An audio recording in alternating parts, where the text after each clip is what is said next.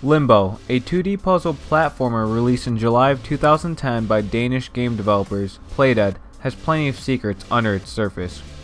Throughout Limbo, you play as a young boy traveling through multiple environments trying to find your sister. Woods, factories, and what seems to be abandoned cities all make up these environments. The game truly does have a very horror feeling to it all. Although, it's not a jump scare type of feeling, it's more of a hopeless, eerie feeling. The entire game is set in a black and white world where everything seems to be casted as a shadow. The movements of the player are slow as can be, and the white eyes stare ahead, giving a very uncanny feeling to them. Other living creatures are few, and I mean very few, from other children to bugs that either kill the boy or assist him.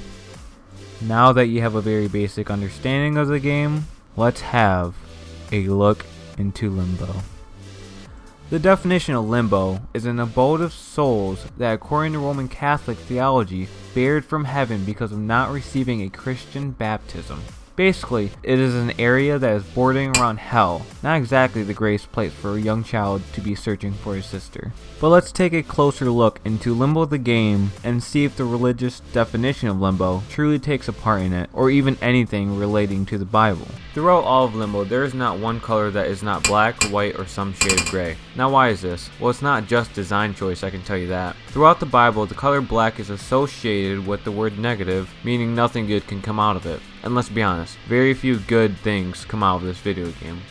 The spider that chases after the boy is pitch black.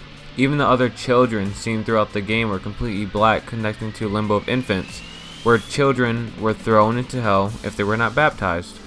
The main boy is the only one with white eyes, while everyone else is filled with black. They are the trapped souls sent to Limbo of infants because they weren't baptized. The spider is constantly chasing after the boy in this land of Limbo, which could symbolize the boy's real-world life of constantly being influenced to be baptized. That is where we take a sudden turn with the color white. The color white is used in very specific areas of the game, such as the character's eyes, the wings of a fly, and even the light source that gives this world more than just the color black. And this is very similar to the Bible. What is Jesus always portrayed wearing? A white robe with white clouds surrounding him. I mean, even look in the book of Revelations. It states, "The armies of heaven, arrayed in fine linen, white and pure, were following him on white horses." White is portrayed as a positive thing, something with safety, something that will not fail. So the boy's eyes are shining with the color white because he doesn't plan on failing to escape this version of Limbo.